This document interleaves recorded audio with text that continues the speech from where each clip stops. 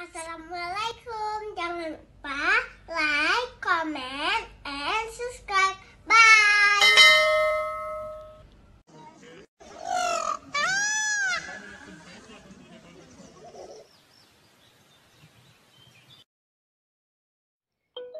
Ikhlas Hati Channel.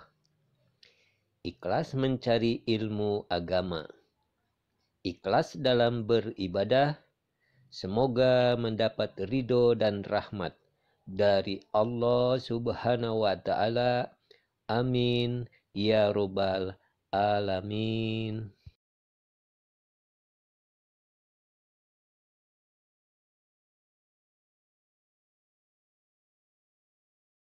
Bismillahirrahmanirrahim. Assalamualaikum warahmatullahi wabarakatuh. Alhamdulillahi rabbil alamin.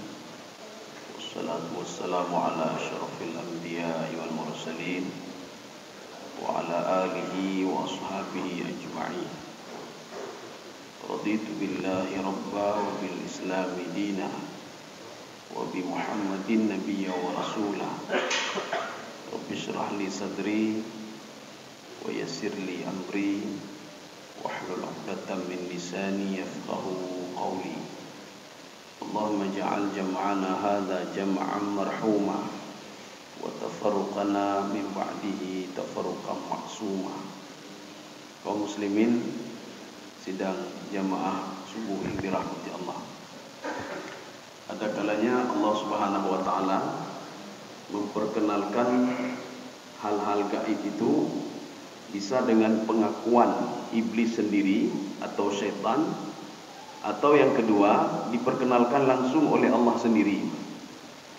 Jadi salah satu yang memperkenalkan hal gaib itu melalui iblis dan syaitan. Iblis dan syaitan itu pernah 2 kali di dunia dan di akhirat. Itu mereka itu ngomongnya begini, inni akhafullah, innallaha syadidul iqab.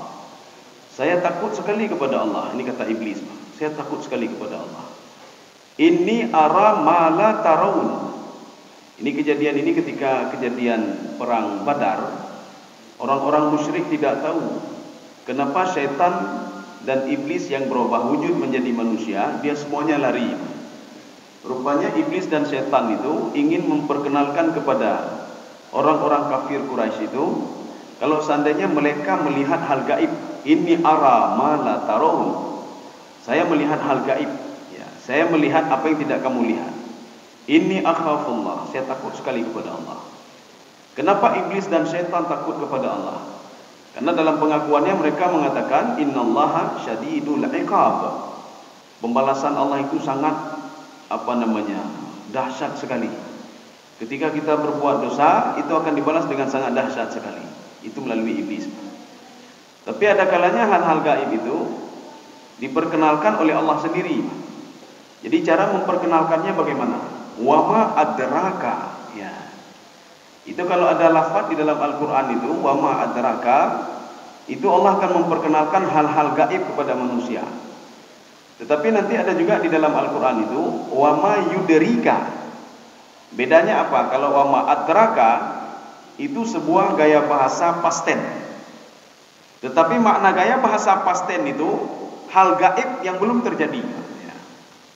Tetapi ketika Allah mengatakan di dalam Al-Quran wa ma yudrika, itu artinya apa? Itu bukan hal gaib. Itu hal yang sudah diketahui. Tetapi karena seseorang itu lengah, maka diberitahukan lagi oleh Allah Subhanahu wa Ta'ala. Ini seperti dalam surah Abasa wa tawalla an ja'ahul a'ma wa ma yudrika. Itu bukan hal gaib. Artinya Allah ingin memperingatkan Nabi Muhammad SAW kalau yang dia lakukan itu tidak benar, memalingkan mukanya dari orang buta. Kita sekarang lanjut. Ini juga masih gaya bahasa Allah memperkenalkan hal-hal gaib ini. Salah satunya yang diperkenalkan adalah illiyun. A'udzu billahi minasyaitonir rajim. Bismillahirrahmanirrahim. Wa ma adraka ma illiyun. Ya. Kalau di dalam teorinya penafsir itu kalau di dalam Al-Quran itu disebutkan dengan gaya bahasa khitabi. Khitabi itu begini, kamu tahu enggak? Itu tidak ada lain kecuali Nabi Muhammad. Qul, katakanlah, tidak ada lain kecuali Nabi Muhammad sallallahu alaihi wasallam. Termasuk di dalam tafsir Jalalain, beliau mengatakan, wa ma adraka, kamu tahu hai Muhammad, Illiyun itu, ya ini versi tafsir Jalalain, tapi ada yang unik dari tafsir Al-Qurtubi. Imam Al-Qurtubi mengatakan, dialog Allah ini bukan dengan Nabi Muhammad, tetapi dialognya dengan malaikat Israfil. Jadi malaikat Israfil kan kalau di dalam kitab An-Nihayah wal Bidayah yang dikarang oleh Imam Ibnu Katsir, apa kata beliau? Termasuk satu-satunya malaikat yang masih tetap pada tempatnya, tidak bergerak-gerak kecuali disuruh oleh Allah Subhanahu wa taala, itulah malaikat Israfil. Yang belum melakukan apapun. Kalau lain mereka sudah bertasbih, mereka ada yang menurunkan rezeki, ada yang menurunkan bala, macam-macam, kecuali Israfil. Maka Israfil sangkakalanya masih di mulutnya. Ini kata di dalam kitab Al-Bidayah wa Nihayah. Sampai Allah menyuruh dia untuk meniup sangkakala yang pertama dan meniup sangkakala yang kedua dengan jangka waktu 40 tahun lamanya. Jadi tiupan sangkakala yang pertama itu dengan kedua itu jaraknya 40 tahun. 40 tahun kalau kita kira dengan hitungan langit, itu 40 tahun kali 1000 berarti 40.000 tahun lamanya. Makanya tenggang waktu ketika bumi ini sudah dihancurkan oleh Allah dan diratakan oleh Allah, untuk menunggu manusia bangkit kembali membutuhkan waktu 40.000 tahun lamanya. Artinya waktu yang sangat lama sekali. Kalau dibandingkan dengan kita hidup di dunia ini, cuma 60 tahun, 70 tahun, 80 tahun. Itu pun kita sudah bangga sekali, 60 tahun. Kayu dah katro ralungan. Kananyo kanaje. Tapi setelah itu kan dia tinggalkan semuanya. Ini seperti kata Imam Al-Ghazali, bodoh sekali manusia itu, kata beliau.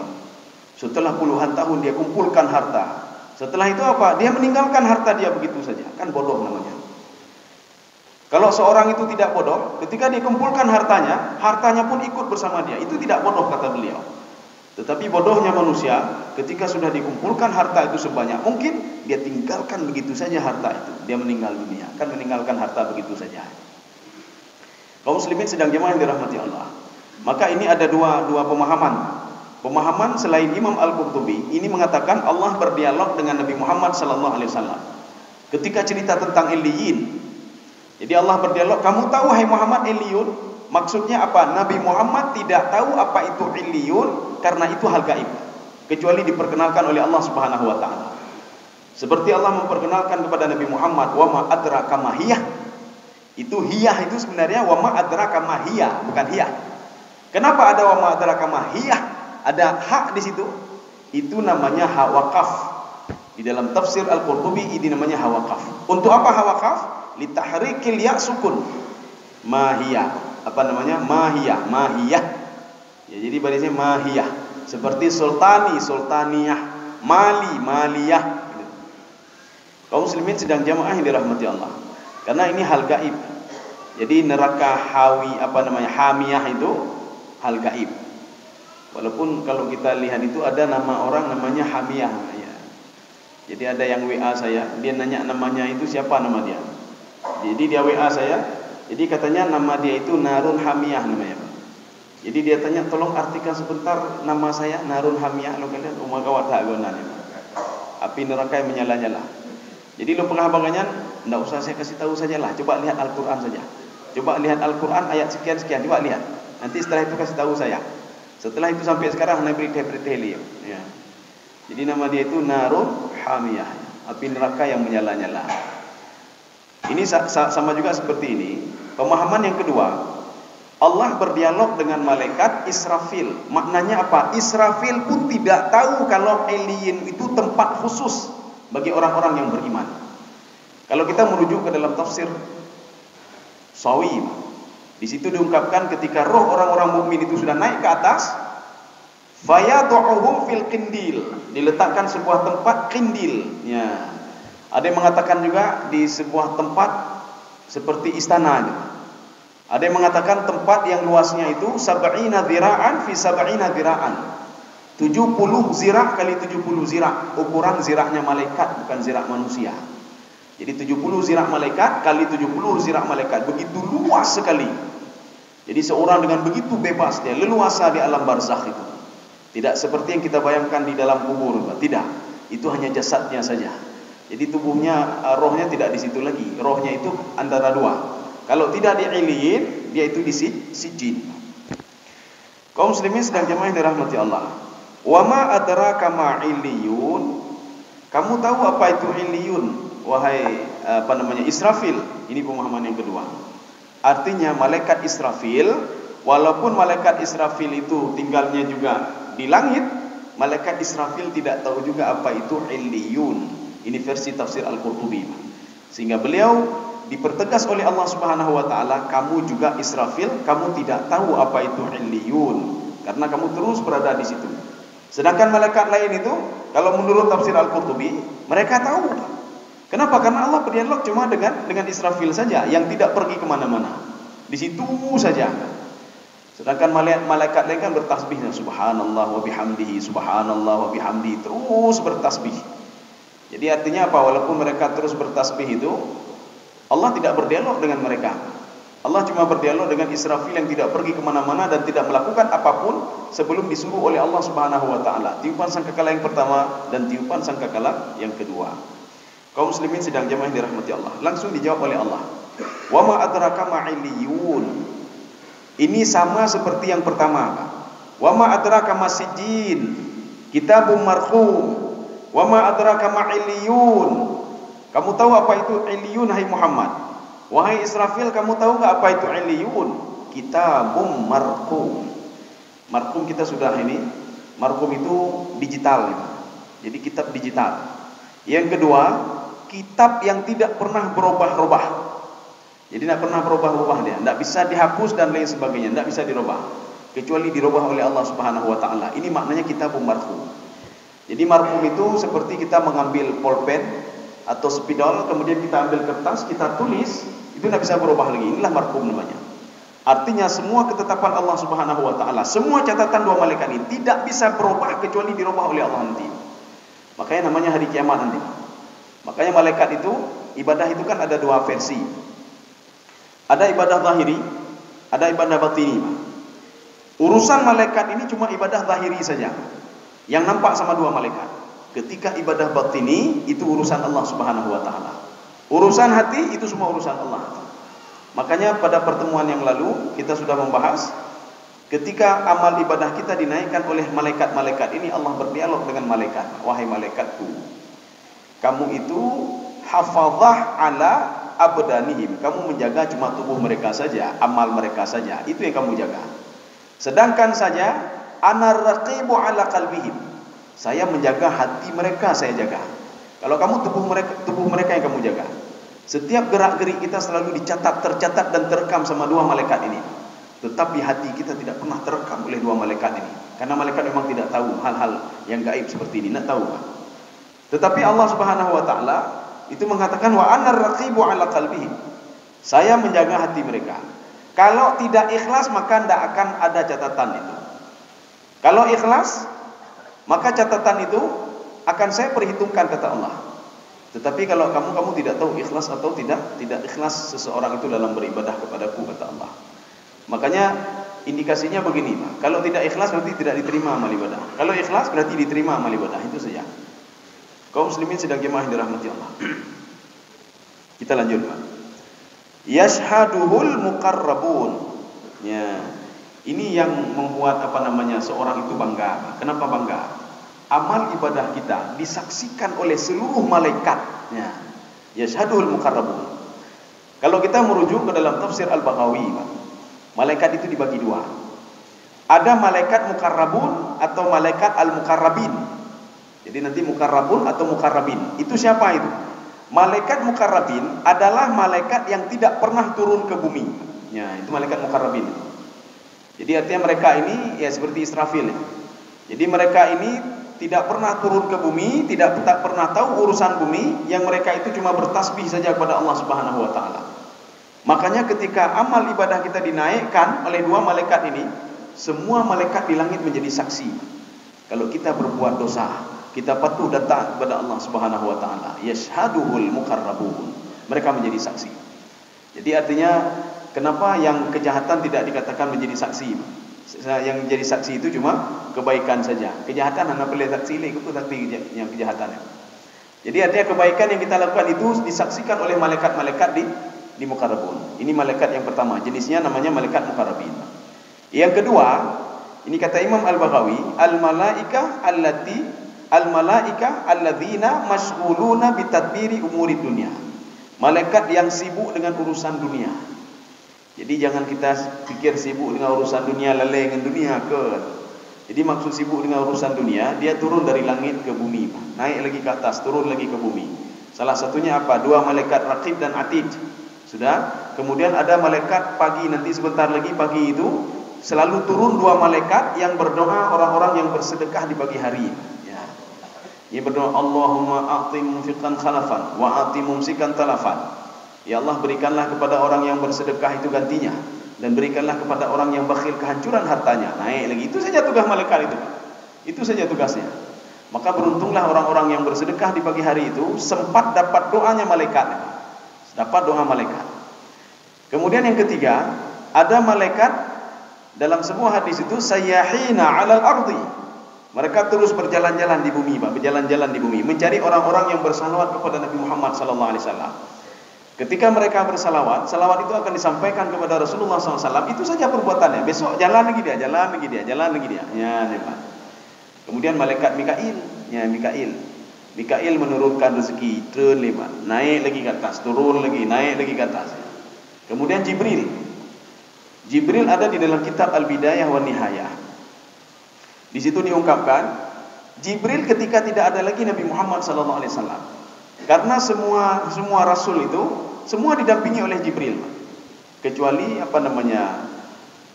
para nabi ya, kadang-kadang iya, kadang-kadang tidak. Ini semua didampingi oleh Jibril alaihissalam. Setelah tidak ada lagi Nabi Muhammad SAW, apa tugas Jibril sebenarnya? Wahyu tidak ada lagi, Rasul tidak ada lagi. Apa tugas Jibril?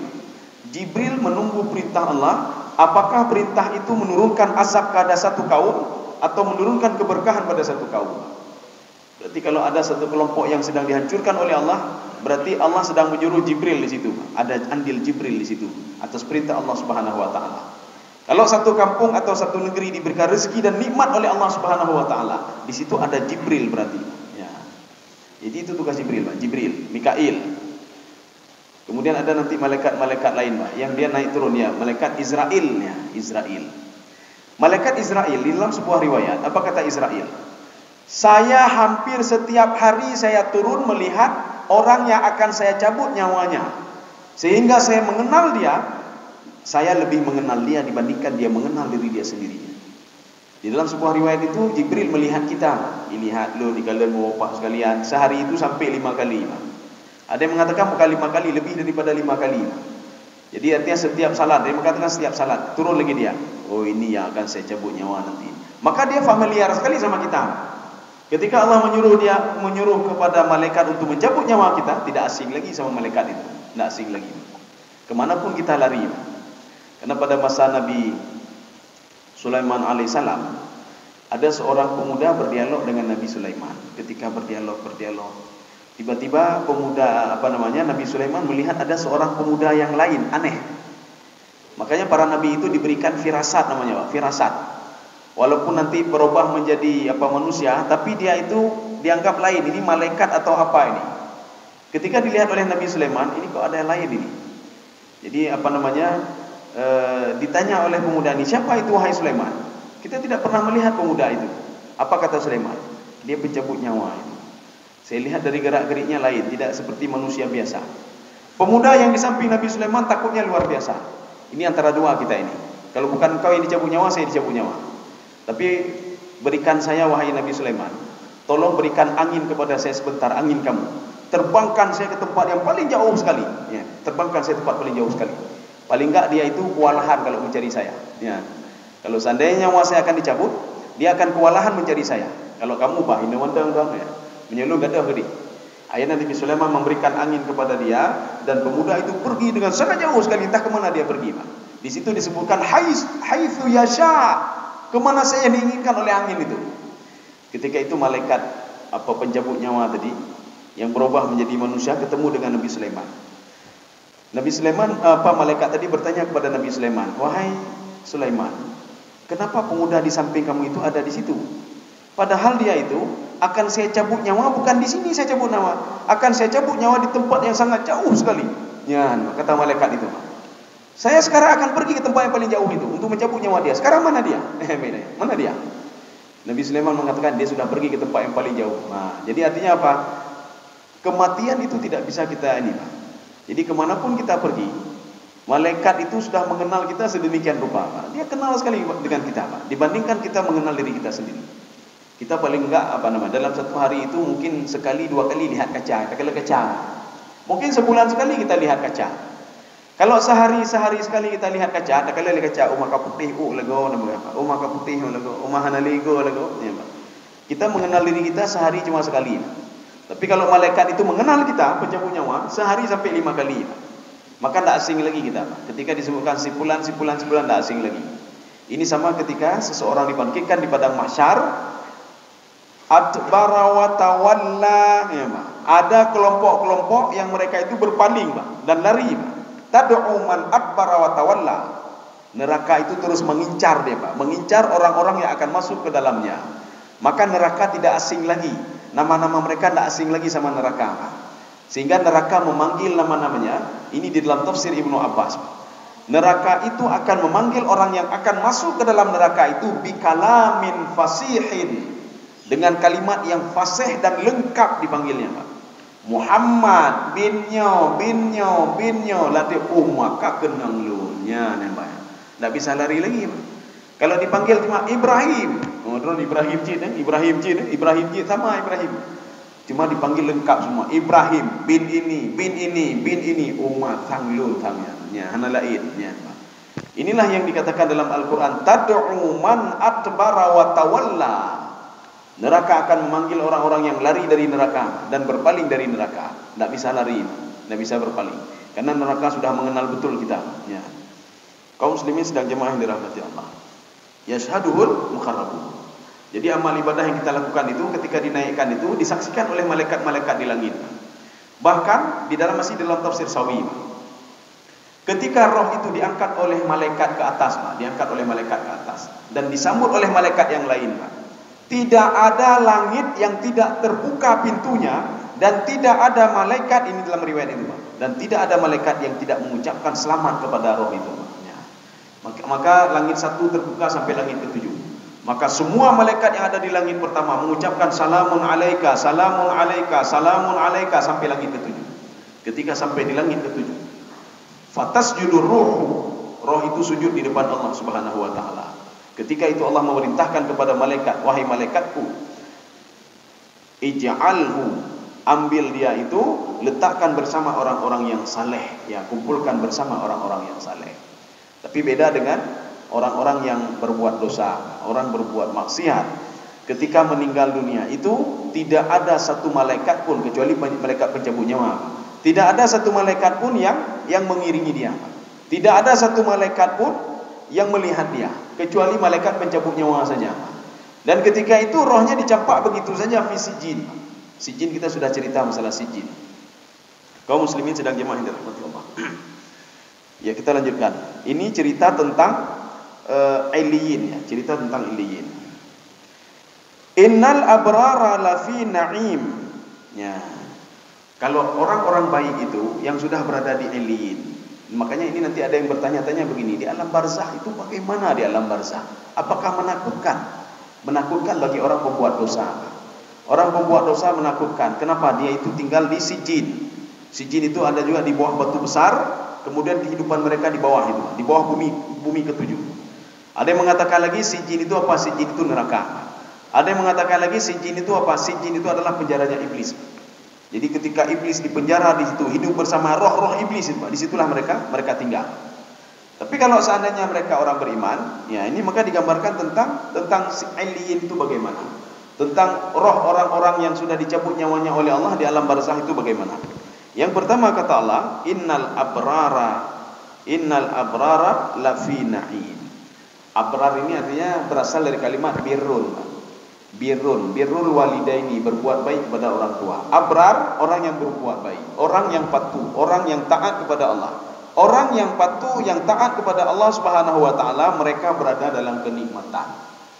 Walaupun nanti ada satu tafsir termasuk Imam Jalalain, beliau mengatakan na'im itu yang dimaksudkan na'im adalah sorga. Sorga ya. Makanya sorga itu tidak identik dengan sorga yang digambarkan dalam Al-Quran saja, tidak. Kenikmatan itu dikatakan sorga. Walaupun belum masuk ke dalam sorga, masih di alam barzakh, itu sudah dikatakan sorga. Mana buktinya lagi? Ketika kita berdoa kepada Allah, Allahumma ja'al qabrahu raudatan min riyadil jinan.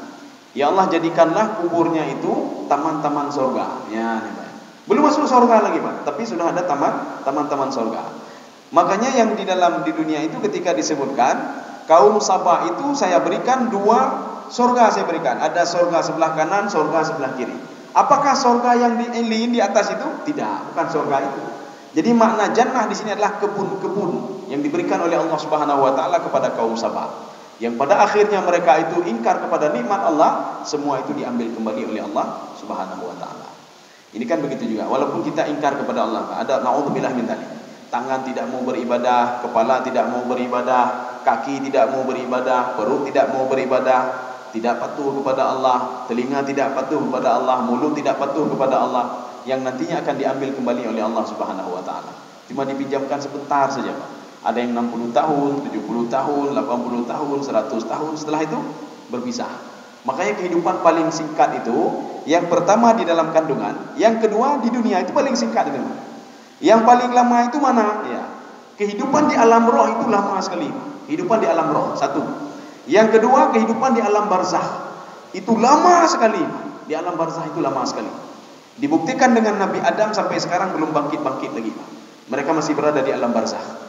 Kemudian yang ketiga, di antara tiupan sangkakala yang pertama dengan kedua itu 40.000 tahun lamanya, lama sekali juga. Yang keempat, ketika di padang mahsyar, satu hari itu sampai 50.000 tahun lamanya, 50.000 tahun, Pak. Ya, jadi lama sekali. Kalau seandainya mereka tidak mau mengakui, diperpanjang lagi 50.000, ditambah 2 lagi, berarti 100.000 tahun lamanya mereka di padang mahsyar. Yang lebih dahsyat lagi itu yang terakhir. Kalau mereka kekal di dalam neraka, maka selama-lamanya kekal. Kalau mereka kekal di dalam surga, berarti selama-lamanya kekal di dalam surga. Artinya kita ini masih kehidupan singkat nih, kehidupan singkat yang kedua. Jadi baik terfikir yang abadi, Pak. Ya. Baik terfikir kehidupan ini abadi. Abadi selama-lamanya begini, tidak. Kita juga akan mati. Semua juga akan kembali kepada Allah Subhanahu wa taala. Inilah yang namanya innal abrara lafi na'im. Ini membuktikan kalau roh kita yang meninggal itu tidak pernah mati, Pak, dan terus diberikan nikmat oleh Allah Subhanahu wa taala. Tsumma tuwaffawna ujurakum yaumal qiyamah. Kalau di dunia kita merasa dizalimi oleh orang lain, Pak. Di dunia kita setiap hari berdoa, tapi bukan hantar gejo oleh Allah Subhanahu wa taala. Kan hana gejo, Pak, bukan tidak diberikan oleh Allah. Tetapi diberikan sedikit seperti orang tua. Kita sama anak karena sayang sama anak. HP anak aja, Pak. Kita batasi HP, Pak. Membatasi HP anak, apakah orang tua marah kepada anaknya? Tidak marah. Kapan diberikan HP itu? Untuk menyokak kuliah baru je. Ya, buat tugas, buat ini, buat itu. Nyobek lelah, jangan dululah. Ya, Pak. Jadi makanya ketika itu diberikan sedikit. Supaya apa? Supaya kita mudah beribadah. Mangata ibadah. Nyobek gara-gara le harta dah ibadah le, katutah ibadahnya namanya. Jadi makanya semua ini yang belum lengkap ini ketika di dunia rezeki kita contoh 100%, Pak. Ketika di dunia cuma diberikan 5% saja oleh Allah. Supaya apa? Untuk kita juga, Pak. Tsumma tuwaffawna ujurakum yaumal qiyamah. Kemudian sedikit-sedikit nikmat kalian itu akan aku sempurnakan ketika hari kiamat, kata Allah. Hari kiamat itu kapan? Setelah kita meninggal dunia, di alam barzakhnya ini diberikan nikmat. Innal abrara lafi na'im. Nikmat saya berikan banyak kali pada kalian, kata Allah. Maka bisa saja tadi di dunia 5%, ketika di alam barzakh diberikan lagi menjadi 20%. Ya, ketika dibangkitkan di padang mahsyar diberikan lagi 30%. Ketika masuk ke dalam surga diberikan sisanya lagi menjadi 70% sehingga lengkap 100% semuanya. Ya, jadi artinya orang kafir ketika di dunia diberikan semuanya 100% oleh Allah. Mau beribadah, tidak beribadah, terserah kalian, kata Allah. Bahkan ketika kalian itu lupa kepada saya, falamma nasu ma dzukiru bihi fatahna alaihim abwaaba kulli syai'in. Ketika mereka ingkar, puncaknya ingkar kepada saya, mereka tidak mau beribadah kepada saya buka pintu-pintu rezeki kepada mereka. Ya, dibuka lagi pintu rezeki. Maka tidak perlu heran kalau ada orang-orang yang tidak patuh dan taat kepada Allah, kita lihat mereka itu nikmatnya luar biasa diberikan oleh Allah. Tapi ingat kata Allah, ketika mereka sudah bangga dengan hartanya, bangga dengan jabatannya, bangga dengan apa yang mereka dapatkan di dunia ini, akhadnahum baghtatan, saya ambil mereka tiba-tiba, mereka mati dalam keadaan saya laknat, kata Allah Subhanahu wa taala. Jadi makanya kita jangan melihat kasih sayang Allah itu pada harta, tidak. Bisa saja harta itu untuk mengazab kita. Bahkan di ayat lain Allah mengatakan liyu'adzibahum biha fid dunya. Harta yang aku berikan kepada mereka untuk mengazab mereka di dunia. Makin banyak harta makin susah dia. Jadi Qarun itu makin banyak harta makin susah. Jangan kita pikir makin senang dia, tidak. Makin lama dia makin susah. Makin banyak makin susah tuh, makin susah terus. Inna mafatihahu latanu bil usbati ulil quwwah. Itu perlu kita ketahui. Kunci harta Qarun itu tidak sanggup diangkat oleh orang-orang kuat, tidak sanggup. Kuncinya saja, bukan hartanya. Kuncinya. Inna mafatihahu, artinya kuncinya lebih daripada dua, banyak sekali kuncinya. Inna mafatihahu latanu bil usbati ulil quwwah. Tidak sanggup diangkat oleh orang-orang kuat. Ya, saking banyaknya hartanya. Makanya Qarun itu ija'li keno, ya cek hartanya sehingga habis waktu untuk mengecek harta. Setelah itu habis cek itu, terakhirnya dia tenggelam dengan hartanya. Qarun itu bersama Qarun ditenggelamkan oleh Allah Subhanahu wa taala. Sehingga kita ini saking banyaknya harta itu kan dikenal dengan harta Qarun. Katanya di Indonesia demi harta ada bekali harta Qarun, padahal hubungan ini ngomong ini. Harta Qarun artinya apa? Harta punya si Qarun. Ya, namanya. Tapi kita ketika ketemu harta di Indonesia-nya harta Qarun. Harta Qarun. Padahal harta Qarun ke ide mesti namanya. Jadi artinya apa? Harta milik si Qarun yang sudah ditenggelamkan oleh Allah Subhanahu wa taala. Ini juga pernah mengecoh orang beriman hartanya ini. Jadi orang beriman pengikut Nabi Musa alaihissalam, Bani Israel itu, ketika melihat Qarun, mereka merasa apa namanya? Minder ya. Oh, kita ini tidak diberikan apa-apa oleh Allah. Senang sekalilah dia, bangga sekalilah hidupnya, enak sekalilah hidupnya. Dia dapat harta, kemudian ahli ibadah lagi, dia ahli ibadah Qarun itu. Tetapi ibadahnya makin lama makin berkurang gara-gara bertambahnya hartanya. Sehingga teman-temannya yang beriman itu dari Bani Israel mengatakan, celaka kamu. Kamu itu yang diberikan oleh apa namanya? Akhirat itu lebih bagus daripada ini. Pemberian Allah lebih bagus daripada ini. Walaupun ini juga pemberian Allah Subhanahu wa taala, tetapi untuk mengazab dia di dunia. Yang ada di akhirat itu lebih baik daripada ini. Ya. Kenapa? Karena setelah dia meninggal itu semuanya ditinggalkan semua. Tidak ada yang dibawa oleh Qarun dan harta itu pun tidak bisa menolong Qarun menyelamatkan dia dari azab neraka. Kaum muslimin sedang jamaah yang dirahmati Allah. Ya, kita lanjutkan lagi. Ini yang pertama ini, Pak. Artinya orang yang kalau ada yang bertanya nanti, ini kerja kita apa nanti di alam barzakh? Nah, ini kerjanya, Pak. Jadi kerjanya apa? Sama seperti di dunia. Kita tidak bekerja lagi, kita tidak salat lagi, tidak puasa lagi, tidak beribadah lagi. Inilah yang dikatakan di dalam tafsir Sawi. Jadi ucapan malaikat ini adalah kutipan dari surah Al-Waqiah. Ketika kita meninggal dunia, maka coba kita hafal ini kata-kata malaikat ayat ini. Kalau diucapkan oleh malaikat ayat ini kepada kita ketika kita meninggal dunia, sebentar lagi atau beberapa hari lagi atau beberapa tahun lagi, kalau diucapkan kata-kata ini oleh malaikat, kita sudah aman ya. Posisi aman. Apa ucapan malaikat? Farauhun wa raihanun wa jannatu na'im. Ya. Maka kalau kita mau meninggal dunia ketika sakaratul maut, ini yang kita dengarkan 3 ayat ini, farauhun wa raihanun wa jannatu na'im.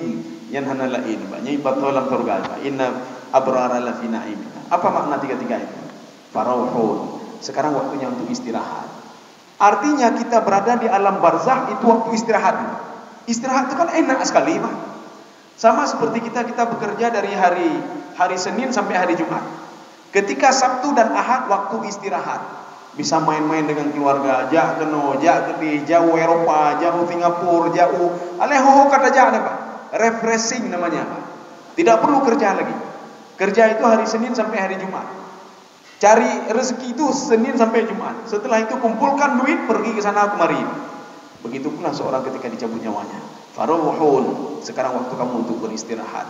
Tidak perlu buat apa-apa lagi, tinggal santai-santai saja.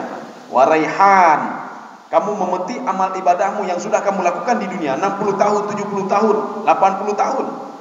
Berapa tahun yang sudah kamu linikan akan diberikan pahalanya oleh Allah Subhanahu wa taala. Kamu tinggal nikmati saja. Wa jannatun na'im, surga jannatun na'im sedang menunggu. Ya, jadi kalau kita nanti waktu meninggal dunia, kita dengar ucapan ini, maka tersenyum seorang itu. Maka jangan sampai kita dengar ucapan malaikat yang kedua. Apa ucapan yang kedua?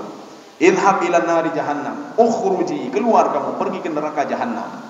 Kalau sudah disebutkan itu kabin deh.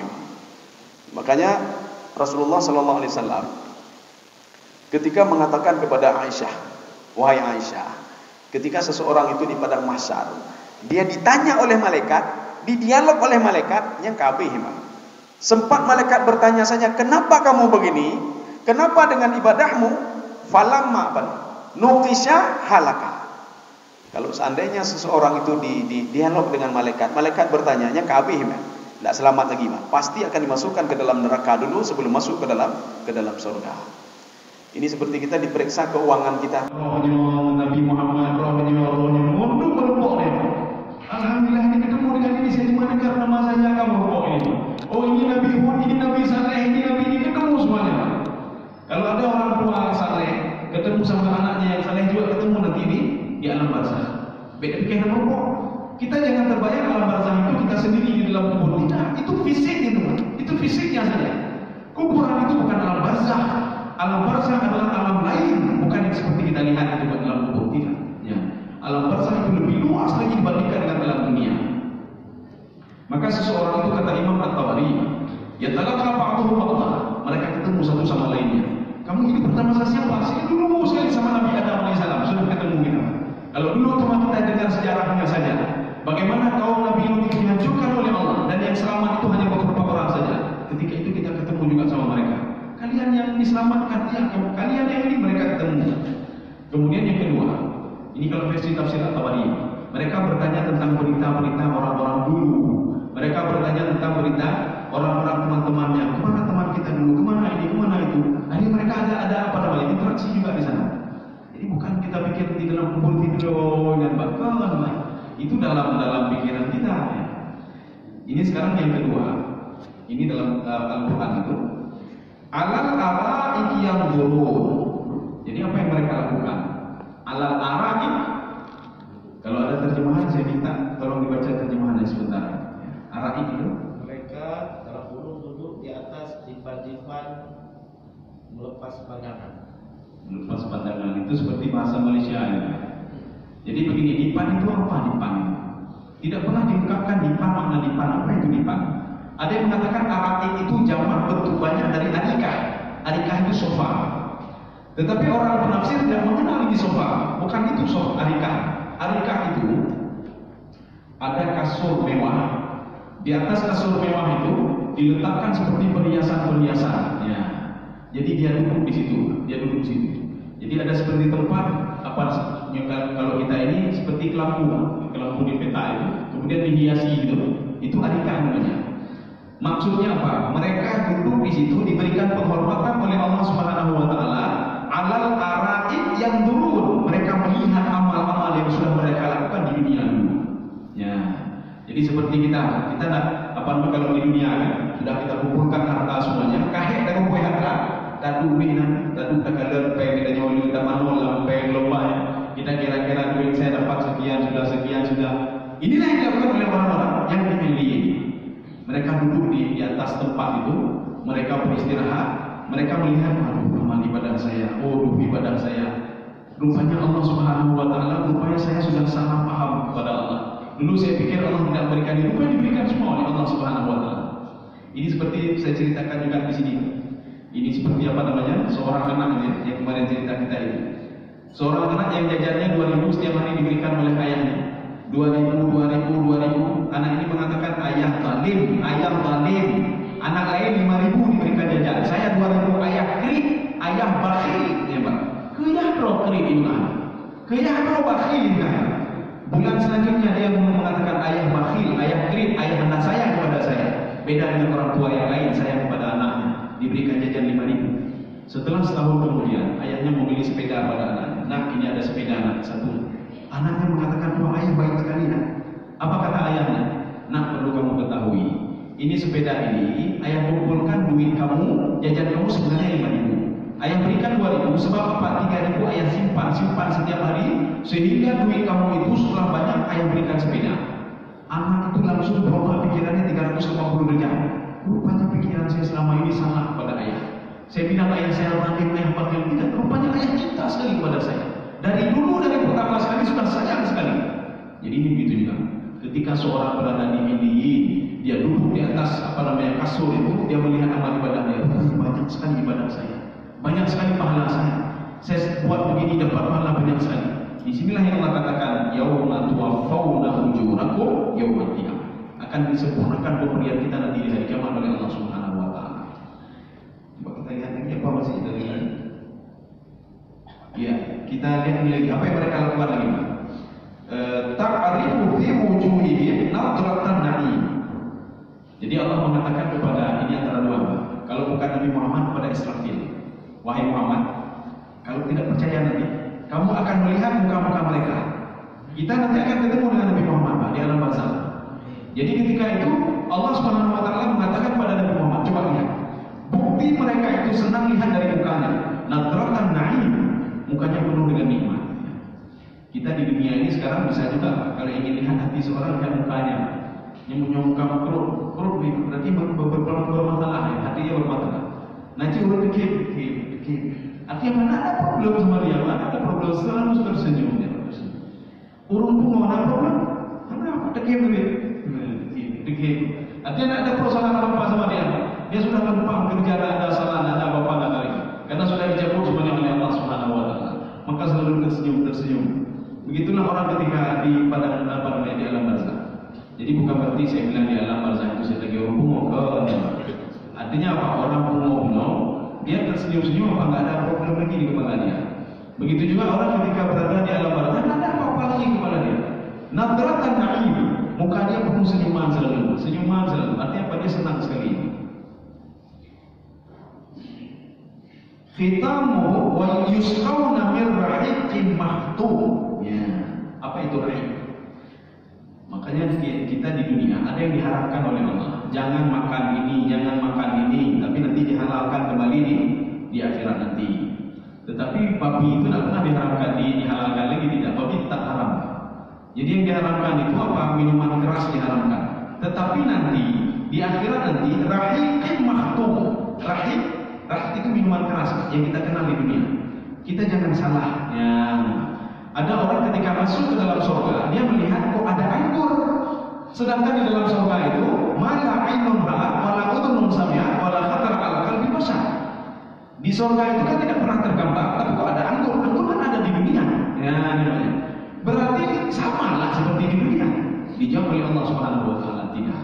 Anggur itu cuma bentuknya saja, tapi rasanya berbeda. Cuma bentuknya saja. Yang dikenal oleh di dunia dulu namanya apa? Anggur, tapi rasanya akan berbeda kata Allah. Demikian pula minuman keras. Yang kita kenal dari ininya, wah ini minuman keras ini, tapi rasanya berbeda. Karena surga itu belum pernah terdeteksi oleh siapapun. Maka di alam alam barzakh saja seorang yusqawna min rahiqin mahtum. Seorang itu sudah minum air air minuman keras itu yang sudah dihalalkan oleh Allah Subhanahu wa taala, mahtum. Arti maktum apa? Tutup botolnya belum pernah dibuka oleh orang lain. Cuma dia pertama sekali yang membukanya. Ya. Artinya apa? Dia pertama sekali menikmati itu. Tidak ada orang lain. Ini bukti penghormatan Allah Subhanahu wa taala kepada orang itu. Sama seperti masuk dalam surga. Dalam surga tidak ada yang sudah masuk dalam surga. Tidak ada yang sudah pernah masuk dalam surga. Nanti kalau ada yang mengatakan Nabi Idris sudah masuk dalam surga. Kemudian waktu ketika keluar tinggal telur, ya balik di rumah telur tinggal. Itu cerita mana ini? Ketika Ya'juj telur, Idris namun keluar lagi saya. Ya, nggak ada itu. Cerita apa itu? Jadi artinya apa? Sekarang di dalam surga itu lam yatmithunna insun qablahum wala jan. Tidak ada satu manusia pun, tidak ada satu jin pun yang masuk Tidak ada satu orang pun yang menyentuh apa yang ada dalam surga. Ya, jadi artinya kalau sudah ada yang masuk dalam surga, dia akan menceritakan kepada orang lain.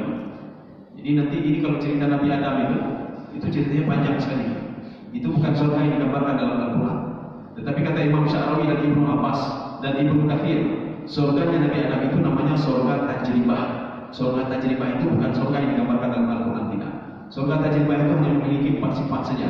Nabi Adam tidak haus, Nabi Adam tidak lapar, Nabi Adam itu diberikan pakaian, fasilitas.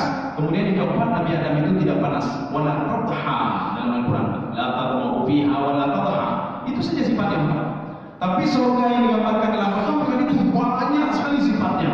Ya.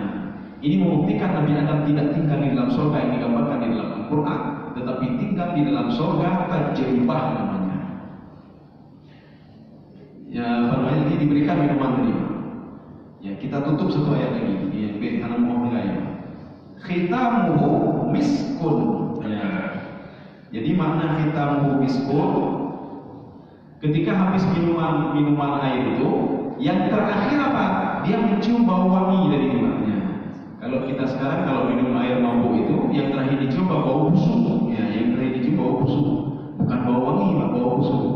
Maka itulah bedanya minuman keras di akhirat nanti dan minuman keras di dunia. Yang pertama itu diharapkan oleh Allah Subhanahu wa taala karena bisa menghilangkan akal. Dengan hilangnya akal, seorang tidak terkontrol lagi. Ibadahnya tidak terkontrol, semua tidak terkontrol, emosinya tidak terkontrol, maka diharapkan oleh Allah Subhanahu wa taala. Tetapi minuman keras yang diberikan oleh Allah di Illiyin itu tidak sama seperti ini. Jadi ketika pertama sekali minum tidak ada pernah membuka botolnya. Yang pertama, yang kedua, terakhir minuman itu dia akan mencium bau wangi-wangian. Ada terjadi pada masa ini sebagai penutupnya. Ada seorang ahli sufi, lupa saya namanya. Ketika dia pulang dengan murid-muridnya, dia melihat ada seorang pemuda tergeletak di samping jalan, dan di mulutnya itu keluar air apa dia barusan minum minuman keras. Tetapi anehnya apa? Mulutnya bergerak-gerak. Jadi ya, Syekh Adham ini langsung mendekati pemuda tadi dan meletakkan telinganya di mulutnya. Rupanya pemuda tadi berzikir kepada Allah. Astaghfirullahaladzim, astaghfirullahaladzim. Pemabuk, gedanya lu pemabuk ya. Anak-anak, abis mabuk dah, Astaghfirullah, astaghfirullah, subhanallah. Anak-anak, adanya mabuk dia. Tapi pemabuk itu, astagfirullah dia jawab, astagfirullah, astagfirullah. Akhirnya, jadi Syekh bin Adham ini, beliau mengambil air dan mencuci mulutnya, dicuci mulutnya. Muridnya bertanya, kenapa engkau cuci mulut dia? Saya tidak mau kalimat thayyibah itu keluar dari mulut dari najis. Minuman keras itu kan najis, makanya kalau kena pakaian kan najis, kena najis kita. Ya, jadi harus cuci dulu. Jadi makanya setelah itu dicuci mulutnya. Setelah dicuci mulutnya apa kata Malik bin Adham tadi? Saya mencuci mulut yang keluar dari hatinya kalimat thayyibah. Mudah-mudahan hatinya juga dibersihkan oleh Allah Subhanahu wa taala. Itu doanya Malik bin Adham. Kebiasaan Malik bin Adham, beliau selalu bangun tengah malam. Waktu beliau bangun tengah malam, tiba-tiba dilihat kok sudah ada yang mendahului saya.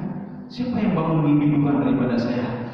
Ketika dia masuk ke dalam masjid, dia tunggu pemuda itu salat. Habis itu dia tanya, kamu siapa? Apa dijawab oleh pemuda tadi yang mabuk tadi? Orang yang sudah kau bersihkan mulutnya, sekarang hatinya sudah dibersihkan oleh Allah Subhanahu wa taala. Rupanya tahu dia. Ketika itu dia sedang dibersihkan mulutnya oleh Malik bin Adham. Nah, jadi makanya bisa saja hidayah itu didapatkan oleh orang-orang yang jauh dari Allah. Bisa saja hidayah itu akibat didoakan oleh orang lain dan dia itu bertobat dan minta maaf kepada Allah Subhanahu wa taala. Salah satunya pemuda. Jadi saya rasa cukup sekian ya tentang hal alam barzakh. Kita cerita tentang Illiyin dan juga kita sudah cerita tentang Sijjin. Mungkin ada yang perlu ditanyakan, kami persilakan.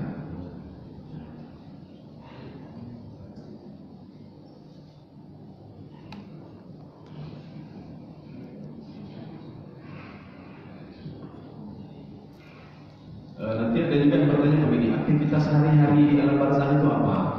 Kalau kita kan aktivitas sehari-hari pernah jadi ada foto jauhkan dulu, kemudian nanti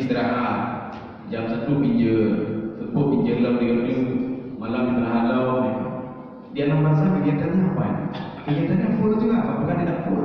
Mereka punya kegiatan juga. Jadi kegiatan mereka, kalau kita menuju ke dalam tafsir At-Tabari, kita menuju ke dalam tafsir Al-Qurtubi, ketika di pagi hari itu mereka sudah keluar. Kemana mereka keluar? Ke taman-taman surga. Ya, inilah doa kita kepada orang meninggal. Ya, kalau ditanya doa apa? Kita berdoa itu. Doanya apa? Allahumma ja'al qabrahu rawdatan min riyadil jinan wa la taj'al qabrahu hufratan min hufarin nar. Makanya orang-orang di alam barzah itu setiap pagi mereka keluar pergi ke taman-taman surga lebih daripada dunia. Maka bercita-cita dalam barzah. Ya. Yang menjaga dengannya, wah kita meninggal. Tapi waktu dia meninggal, setelah itu aja, ya, nanti takut mati. Tapi kalau kita tahu nikmatnya alam barzah itu, maka kita akan terus minta untuk mati. Artinya apa? Bukan minta mati konyol, tidak. Artinya kita beribadah terus, walaupun sengsara di dunia, cuma di dunia saja sengsara beberapa tahun saja. Kalau seandainya sengsara di alam barzah itu akan selama-lamanya sengsara di alam barzah. Jadi makanya penentu itu di mana? Penentu itu ketika kita meninggal dunia, itulah penentunya. Jadi makanya kegiatan kita hari-hari itu pergi ke taman-taman surga, itu ketemu dengan teman-teman di situ. Lebih daripada kopi, lebih daripada kopi. Kalau di sini kopi cuma berapa kedai saja. Di sana itu tempatnya sangat luas sekali dibandingkan dengan alam dunia ini. Mereka ketemu satu sama lain. Itu orang-orang saleh semua. Kalau boleh punya di dunianya, nak udah ngakai, nak udah dengki, kadang-kadang ada dengki-dengki. Padahal belum masuk ke dalam surga lagi. Nggak ada dengki-dengki lagi. Maka mereka hidup dengan nikmat selalu. Berbeda dengan seji. Mereka sengsara selalu. Ya, sengsara. Ijak kalau tentara, ijak ke tentara. Maka ketika dibangkitkan di pada masyarakat nanti, dua-dua mereka ngomong, "Ma'afana min makanin ahad." Kok aneh sekali tempat ini? Siapa yang bangkitkan kita ini? Kita dulunya itu berdialog satu sama lainnya, kita pergi ke taman-taman surga. Ini ada apa ini? Ya. Ada yang mengatakan ini perkataan orang-orang mukmin ketika dibangkitkan dari tidurnya, dari alam barzah oleh Allah Subhanahu wa taala. Ada yang mengatakan yang kedua, itu adalah perkataan orang kafir yang dibangkitkan dari seji dengan iblis-iblis mereka hidup sengsara. Ketika dibangkitkan, apa ini? Kok tempatnya lain sekali? Di dalam tafsir Baidawi, di dalam tafsir Sawi, tempatnya itu Baidaun, tempatnya putih semuanya. La tara fiha iwaja wala amta. Ini kehidupan di padang mahsyar. Jadi padang mahsyar itu setelah alam barzah ini. Ketika padang mahsyar itu putih semua, tidak ada pohon, tidak ada bangunan, tidak ada kayu, tidak ada gunung, tidak ada lembah. La tara fiha iwaja wala amta. Jadi kalau kita berdiri di sini tembus ke mana saja. Ini kalau bangunan ini tidak ada semuanya, bangunan manduk kenapa? Manduk banyak umat, pagi-pagi, di pagi, di pulau itu manduk. Kenapa? Tidak tertutup dengan bangunan-bangunan yang lain. Begitulah kehidupan di pada masa nanti. Ya, saya rasa ada pertanyaan, kalau tidak cukup. Oh iya, betul. Dari Pak Ustaz ada menjelaskan bahwasanya surga itu tidak ada yang masuk. Iya. Iya. Jadi pertanyaan saya, bagaimana waktu hijrah, waktu sifatnya Nabi besar Muhammad SAW itu Allah menampakkan atau Nabi Muhammad itu masuk ke surga dan neraka. Oh iya. Itu surga yang manakah? Oh iya. Iya. Kejadian ketika Mi'raj itu tamsilan yang dinampakkan oleh Allah kepada Nabi Muhammad. Jadi ada orang yang mengangkat neraka ya. Itu bukan Nabi Muhammad masuk ke neraka, tidak. Tapi Nabi Muhammad SAW ketika Mi'raj itu dinampakkan tamsilan-tamsilan. Beginilah tamsilan orang dalam surga, beginilah tamsilan orang dalam neraka. Ada yang menanam padi, ketika dia tanam setelah dia cabut tumbuh lagi.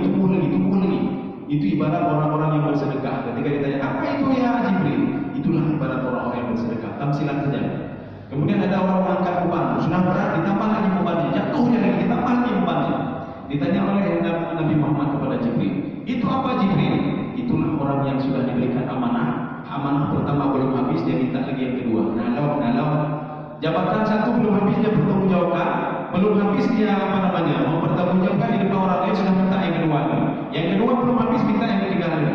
Artinya dia ingin sebenarnya mendalimi diri dia sendiri. Ya. Ini beginilah tamsilan, ini tamsilan saja. Bukan berarti Nabi Muhammad masuk dalam surga. Tidak ada yang pernah masuk dalam surga, termasuk malaikat Jibril sekalipun. Mana buktinya? Kita buktikan dengan semua hadis kursi. Lamma khalaqallahu jannah wan nar.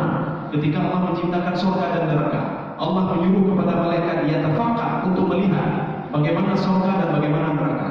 Kalimat yatafaqat ini maknanya apa? Bukan masuk ke dalam surga dan masuk ke dalam neraka, tidak, tetapi melihat dari luar saja. Seperti kita melihat ada rumah seseorang yang baru dibangun, kita cek dari luar, bagus sekali rumahnya ya, taman-tamannya bagus sekali ya, tapi dia tidak diizinkan masuk, ya, dalamnya tidak tahu bagaimana isinya. Sehingga ketika itu malaikat ini dalam riwayat disebutkan malaikat Jibril. Malaikat Jibril melapor kepada Allah, saya sudah selesai melihat bagaimana surga dan neraka, lihat dari luarnya saja. Ketika itu Jibril mengatakan, tidak ada yang tahu bagaimana nikmatnya surga kecuali dia masuk dulu ke dalam surga, dan beruntunglah orang-orang yang masuk ke dalam surga. Ya, ini kata Jibril. Dan celakalah orang-orang yang masuk ke dalam neraka dan mereka tidak tahu bagaimana neraka sebelum mereka masuk dulu ke dalam neraka. Jibril hanya melihat dari luarnya saja. Seperti kita melihat rumah orang, rumah mewah itu dari luar saja sudah indah, apalagi di dalamnya. Tapi dia tidak bisa masuk ke dalamnya. Ya, jadi itu cuma tafsiran saja. Bukan masuk ke dalam neraka, tidak. Bukan masuk ke dalam surga. Demikian. Karena tugas Nabi itu cuma naik ke atas saja, Sidratul Muntaha, dan bukan ke dalam surga dan neraka. Cuma tafsiran-tafsiran itu dinampakkan oleh malaikat Jibril kepada Nabi Muhammad SAW. Saya rasa cukup sekian saja. Mudah-mudahan ada manfaatnya bagi saya sendiri dan jemaah sekalian. Subhanallah bihamdika, asyhadu an la ilaha illa anta,